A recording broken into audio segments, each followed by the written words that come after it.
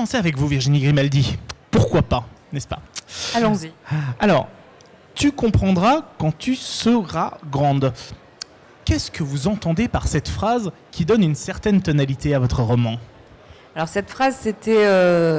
tout d'abord, c'est une phrase que disait le père de l'héroïne qui lui disait quand elle était petite, et donc qui l'accompagne durant toute son histoire, parce qu'elle part, on la rencontre au début, elle est dans une période difficile, parce que justement elle vient de perdre son père, et elle va, au fur et à mesure de l'histoire, grandir avec des rencontres, et peut-être qu'elle deviendra grande à la fin.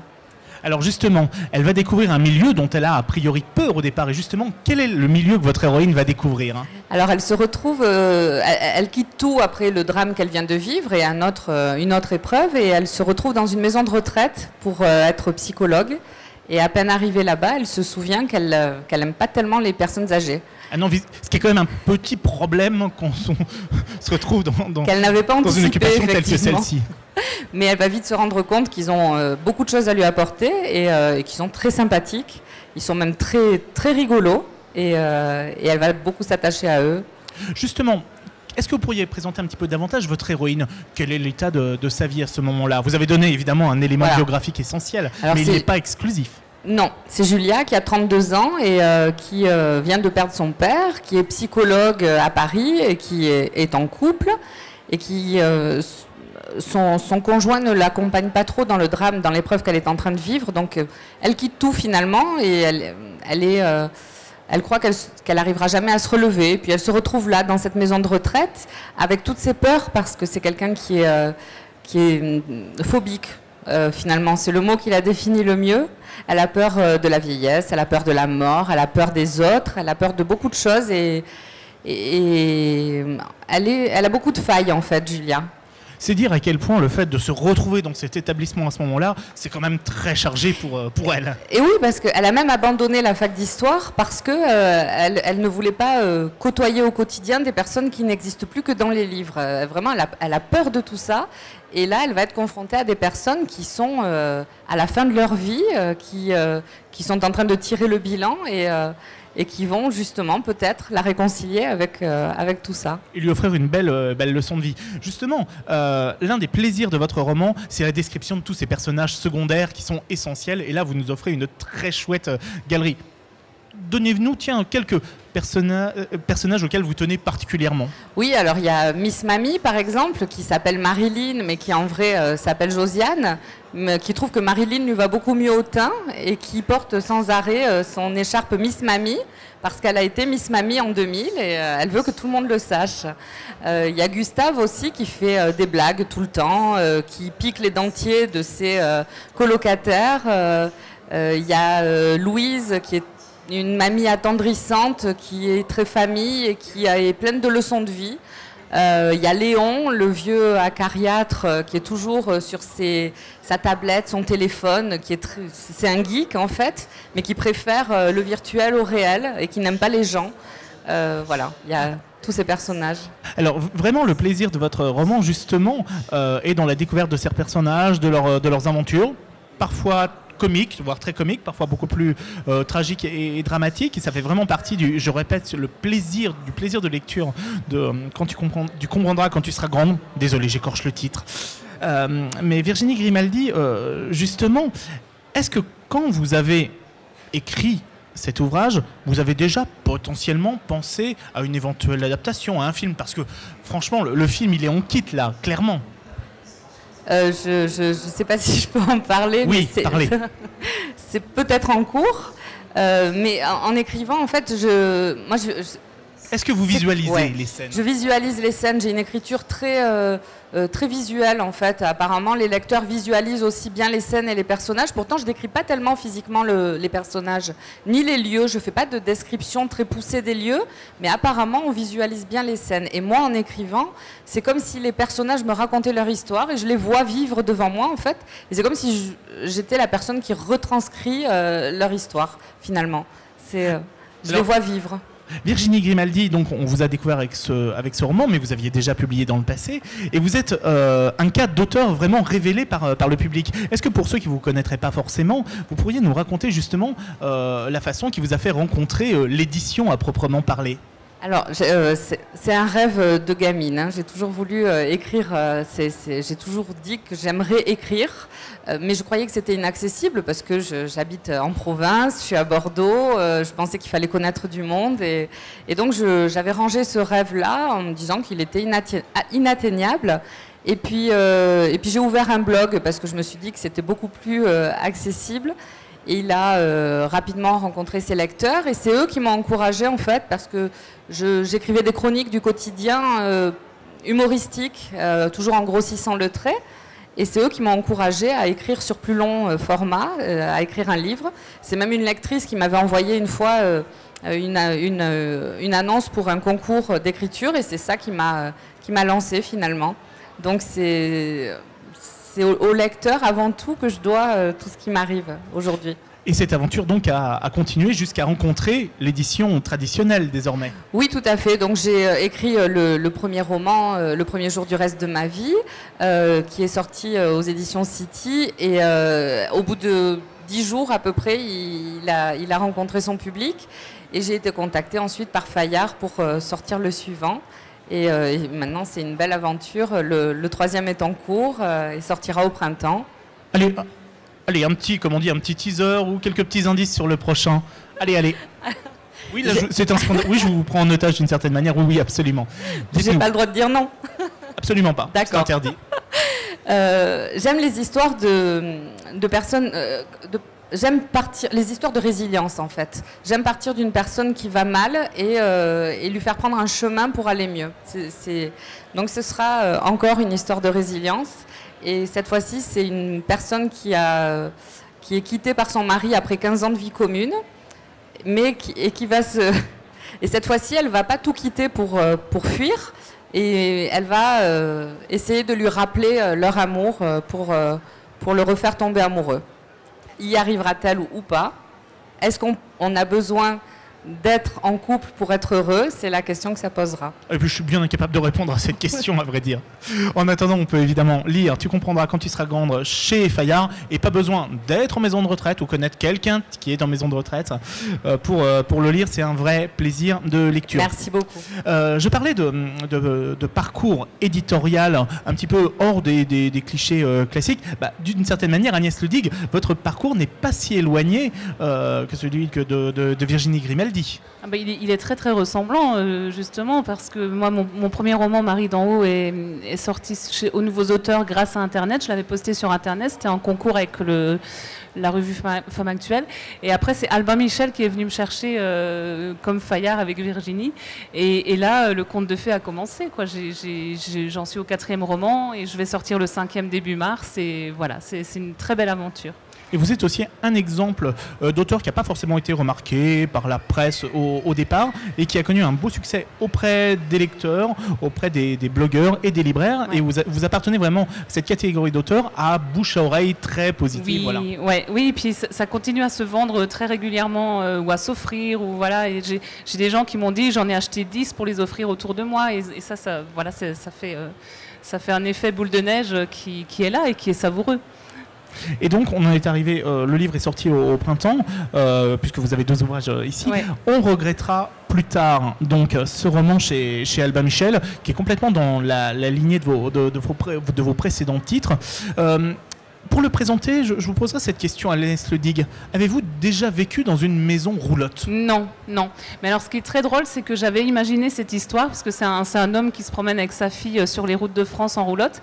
Et ce qui est très drôle, c'est que j'avais cette idée en tête, et mon mari a vu dans le journal un jour un article sur un homme qui se baladait en roulotte, et il passait en Alsace, puisque j'habite en Alsace. Donc je l'ai rattrapé, je l'ai contacté par Internet, je l'ai rattrapé, et il m'a raconté sa vie. Donc il m'a tout expliqué au niveau technique parce que moi je ne savais pas comment on fonctionnait dans une roulotte, donc l'électricité, l'eau, comment il faisait, les chevaux, et donc ça m'a permis de vraiment être crédible par rapport à ça. Alors justement, c'est pas un hasard si je parle de cette roulotte, puisqu'encore une fois, c'est elle qui va faire le lien, ou en tout cas un problème de roulotte qui va faire le lien entre vos protagonistes. Oui, la roulotte, c'est le moyen de locomotion qui fait se rencontrer Eric et sa fille et Valentine, puisque un soir d'orage, la roulotte est endommagée par un arbre qui tombe. Qui sont-ils justement? Alors Eric, c'est un homme qui a décidé du jour au lendemain de tout plaquer parce que sa femme est morte en donnant naissance à sa fille. Et il se retrouve avec cette petite qui pleure.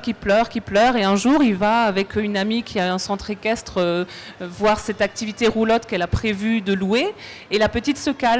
Et là, il y a un déclic dans sa tête. Il décide de tout plaquer à Paris, de tout revendre, d'acheter cette roulotte et de partir sur les routes de France. Donc c'est un choix de vie très fort. Presque, c'est pas un choix parce qu'il se rend compte que c'est ça qu'il faut faire à ce moment-là. Sauf que 7 ans après, avec cet orage, il se retrouve démuni avec sa fille. Et donc, cette rencontre avec Valentine, ça va être une remise en question totale de sa vie. C'est qu'est-ce que je fais maintenant en l'état actuel des choses? Est-ce que je me pose? Est-ce que je continue? Et il se rend compte qu'il ne peut pas embarquer sa fille comme ça tout le temps sur les routes. C'est pas possible.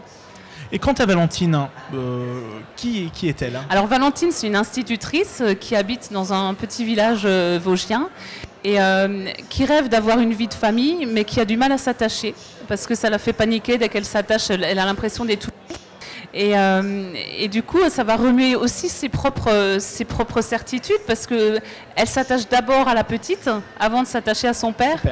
Et du coup, elle se rend compte que comment elle peut faire pour ne pas perdre la petite? Il va falloir qu'elle s'attache au père. Donc c'est toute cette problématique-là qui va la remuer. Et donc ils vont faire ce bout de chemin ensemble et résoudre au fur et à mesure, tout en douceur, leurs problématiques. Là, on parle vraiment de la trame principale, à un temps, j'allais dire, aujourd'hui, mais le passé est bel et bien présent et aura évidemment une influence dans l'histoire. Alors oui, j'avais très envie, parce que je suis sage-femme de formation, j'étais en libéral, je faisais de l'accompagnement émotionnel, et donc je faisais souvent des accompagnements et je me rendais compte que le passé avait une grande importance dans la vie des gens et dans leur comportement. Et donc j'avais envie de le mettre dans mon roman, de montrer l'importance de l'histoire du passé sur nos vies actuelles. Ça me permet de rebondir sur l'esprit papillon, parce que... Vous êtes chez vous, n'hésitez pas. Parce que justement, ce que je faisais dans mon cabinet libéral, que je ne peux plus faire parce que je n'exerce plus, j'avais envie de le proposer aussi aux gens. Et donc, on retrouve dans mes romans des morceaux de ça, des morceaux de comment on fonctionne, la réflexion sur comment on fonctionne. Et j'en ai fait un exercice avec Jack Corr, un cahier d'exercice de développement personnel. Donc, tout est lié, en fait. Qui on est, où on va, qu'est-ce qu'on veut. Voilà. Moi, je connaissais l'effet papillon, vous savez, ce petit événement qui a l'air complètement anecdotique et qui aura d'énormes conséquences à l'autre bout du monde. Mais l'esprit papillon, je ne le connaissais pas. Qu'est-ce que ça signifie? L'esprit papillon, c'est un état d'esprit pour prendre la vie différemment et la vivre de façon plus légère. On a tendance à se plomber avec des soucis, des problèmes qui peuvent trouver des solutions, parfois assez facilement. Et donc l'objectif, c'est vraiment de visiter. C'est comme si vous étiez une maison et chaque pièce correspond à une sphère de votre vie. Et donc il y a un petit papillon qui se promène, qui va aller de pièce en pièce. Et à chaque fois qu'il arrive dans une pièce, vous faites un état des lieux. Si ça va, tant mieux. Si ça va pas trop, on va proposer des outils pour faire en sorte que ça aille mieux. Est-ce que vous êtes du genre à papillonner? Pardonnez-moi, c'est trop tentant, je suis obligé de vous poser la question. Alors, du coup, à papillonner entre maisons d'édition, voilà, puisque je fais mes romans chez Albin Michel et là, c'est chez Fleuve. Et c'était avec cette éditrice-là que je voulais le faire, c'était quelque chose de très personnel avec elle.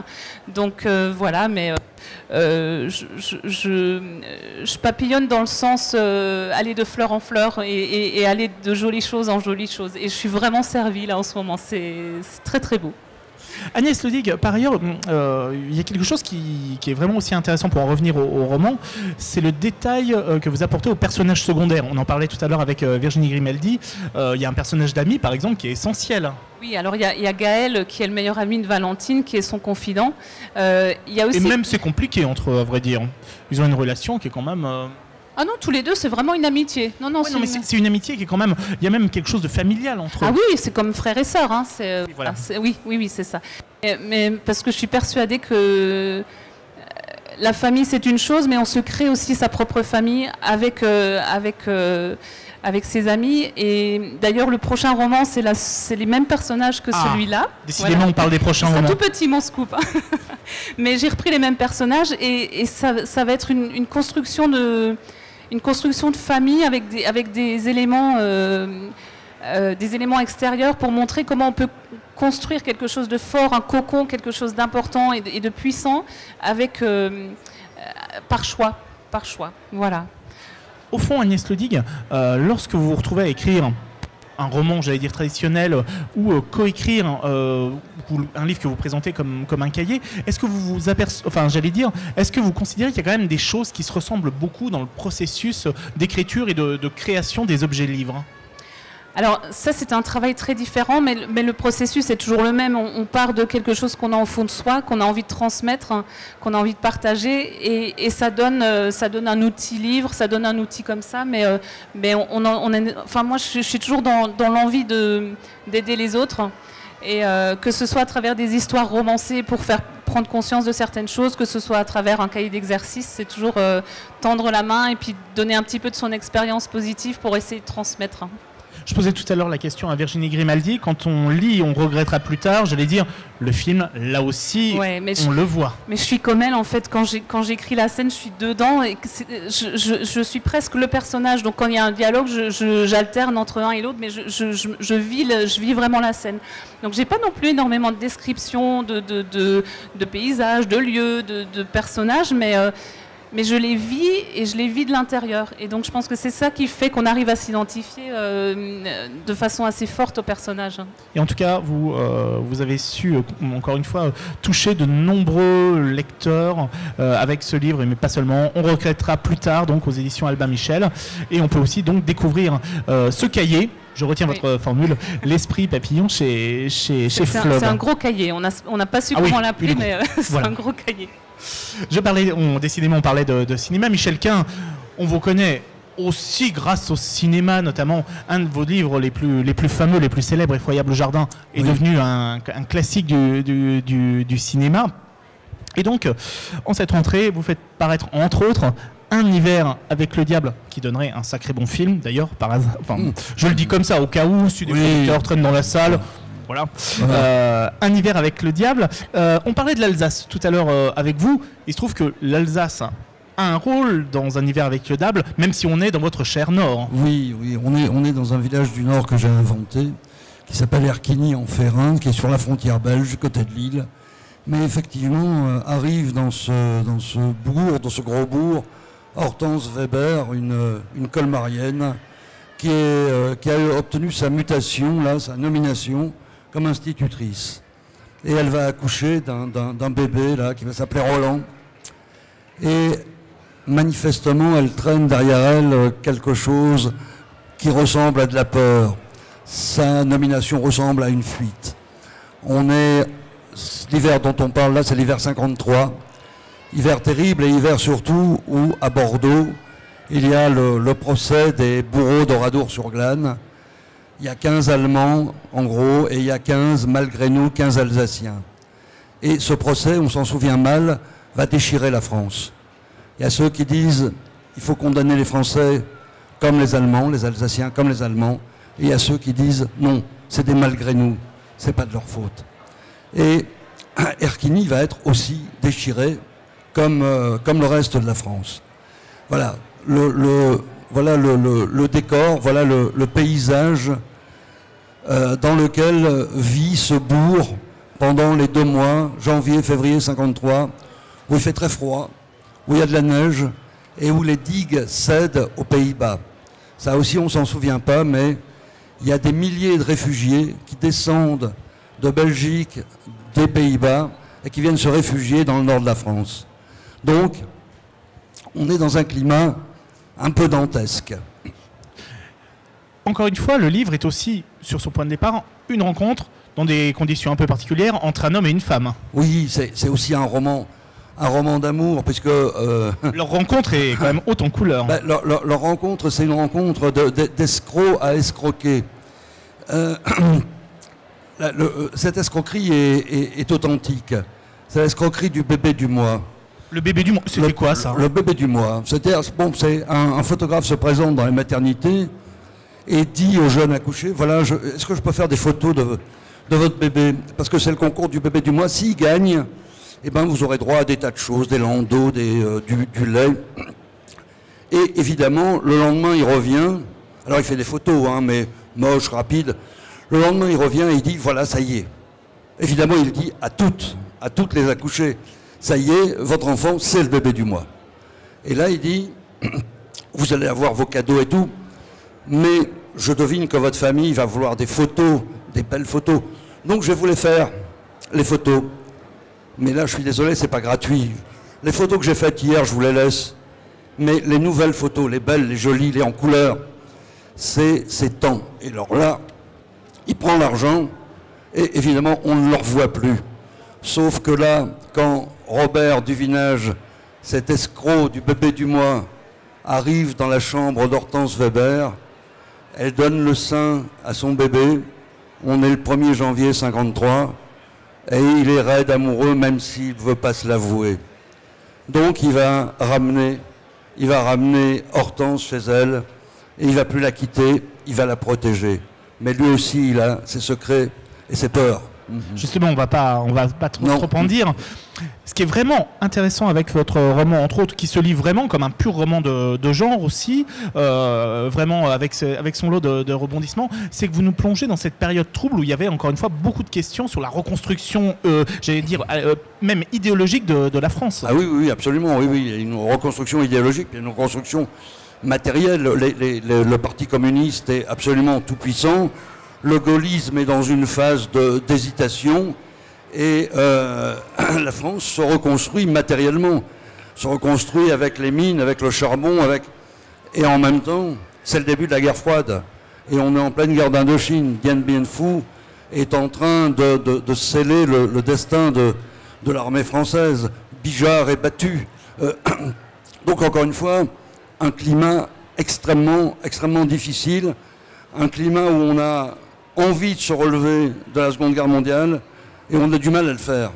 Et se pose aussi la question des anciens résistants, au sujet desquels le mot résistance, par la suite, peut s'avérer quelque peu contestable. Absolument, en particulier avec le fameux quotidien La Voix du Nord, qui est fondé par Nathalie Dumez et un petit inspecteur de police pendant la guerre, et qui tape et qui renéote un journal clandestin qui aura 65 numéros au péril de leur vie. Ça fait partie d'un réseau de résistance avec plein de morts. Et à la fin de la guerre, on dit voilà, le journal va continuer, ça va devenir le quotidien qu'on connaît tous, mais les bénéfices doivent être reversés en partie aux veuves des résistants. Ça n'aura jamais lieu.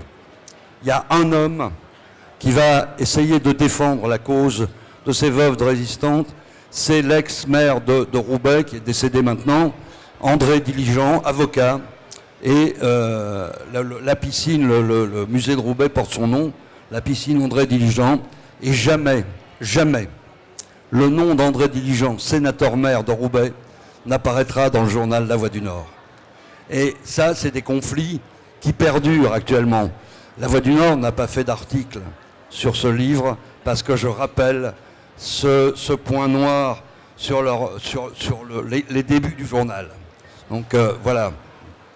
Michel Quint, aussi, ce qui est vraiment très réussi dans votre ouvrage, c'est justement la qualité de reconstitution de cette époque et de ces lieux. Justement, comment avez-vous travaillé pour que celle-ci soit crédible? Justement, comment se fait le travail de documentation sur un livre tel que celui-ci? Je vais aux archives départementales où les gens sont d'une qualité, d'un professionnalisme incroyable. Bon, ils me connaissent un peu, donc quand je fais des romans comme ça, j'arrive et ils me disent « Ah, monsieur Quint, vous travaillez sur quoi ?»« Hiver 53, bougez pas, asseyez-vous là. » Et ils m'apportent tout ce dont j'ai besoin. Donc j'ai aucun mérite finalement. C'est extraordinaire. Allez dans vos archives départementales si vous voulez vous pencher sur le passé de votre région, de votre ville, de votre quartier. Moi, mon travail, Agnès Ledig en parlait tout à l'heure et je suis assez d'accord, mon travail, c'est un peu comme si je voyais, vous savez, on jette un caillou dans une mare et il y a des ondes qui se propagent sur l'eau. On est aujourd'hui, on voit se propager les ondes, mais le caillou, il a été lancé il y a très longtemps, ou pas très longtemps. Mais mon travail de romancier, c'est de rechercher ce caillou, c'est de l'identifier. Là, le caillou, il est en 53, et cette division, cette déchirure de la France, elle recommence maintenant. Est-ce que justement la transition a été toute trouvée? Est-ce qu'on écrit aussi sur une période telle que 53 pour aussi parler d'aujourd'hui? Oui, oui, oui, absolument. Oui, c'est essayer de trouver là, comme dit Jeanne Benhammer, l'origine de nos larmes. Essayer de remonter au tragique, c'est, vous savez ce que dit Racine, hein, c'est Vénus tout entière à sa proie attachée. Pourquoi Phèdre est amoureuse d'Hippolyte? C'est à cause de... c'est à cause de cette histoire de taureau blanc et tout ça, et de malédiction de Vénus. Bon, je cherche les origines des malédictions, ou des bénédictions aussi. Pourquoi ça marche bien? Pourquoi? Bon, il se trouve que dans le Nord-Pas-de-Calais, on est une terre d'émigration, d'immigration. On est une terre traversée par les guerres, traversée par les ravages des batailles depuis fort longtemps. Et... j'aime bien rappeler que ça se passe quand même pas mal finalement, entre nous, entre Polonais, entre Maghrébins, entre Italiens, entre Portugais, ça se passe pas si mal. On coexiste. Mais au-delà du message et du propos que vous avez évoqué, je répète, c'est un vrai roman feuilleton, encore une fois. C'est aussi ce qui peut aussi faire le lien entre vos trois ouvrages respectifs, en tout cas pour les romans, évidemment. Justement, c'est aussi les techniques du romancier à partir du message à dire. Ça compte beaucoup, encore une fois. Vous travaillez les rebondissements, la tension, etc. Enfin. Oui, les personnages sont essentiels. Alors j'ai l'habitude de dire que je travaille mes personnages comme un comédien travaille ses personnages. Oui, j'ai une formation de comédien, de mauvais comédien, mais j'ai aussi une formation de metteur en scène et de dramaturge. J'ai été prof de théâtre pendant longtemps, j'ai fait le conservatoire, j'ai été assistant metteur en scène, et donc je travaille mes personnages comme un metteur en scène et comme un comédien. J'essaye de gommer ce qui est inutile et de mettre en scène des images, mais des images théâtrales, des images dramatiques qui disent le personnage. Il suffit, alors si je prends un exemple, il suffit de dire qu'un personnage féminin marche avec des hauts talons, mais qu'un des hauts talons est cassé. Et ça nous donne une image de femme boiteuse, et on sait qu'elle va pas bien. Mais c'est pas la peine de le dire. Le lecteur est intelligent, le lecteur comprend. Et c'est quelque chose à quoi je tiens dans le roman. Il faut laisser la place au lecteur. Comme dans un texte de théâtre, il faut laisser la place au comédien, laisser la place au metteur en scène. On est obligé de faire confiance au lecteur. Si vous n'êtes pas bon, cher lecteur, je ne suis pas bon non plus. Nous ne sommes pas bons. C'est vous qui finissez le boulot. J'ai oublié de vous demander, Michel Quint, est-ce que vous aviez été bébé du mois? Non, j'ai pas été bébé du mois. Et je le regrette fort. Il y a des regrets comme ça. En tout cas, 3 livres qui sont de vrais plaisirs de lecture. Ils nous apprennent des choses aussi bien sur la nature humaine que sur des pans de notre histoire. Et rien que pour ça, on doit vous remercier. Virginie Grimaldi, Tu comprendras quand tu seras grande, aux éditions Fayard, chaudement recommandé. Ainsi qu'on regrettera plus tard, d'Agnès Ledig, chez Albin Michel, ainsi que l'Esprit Papillon chez Fleuve, justement avec votre co-auteur Jacques Cor, c'est ça? Et enfin Michel Quint avec Un hiver avec le diable aux éditions des presses de la Cité. Merci à tous, passez une bonne fin de journée.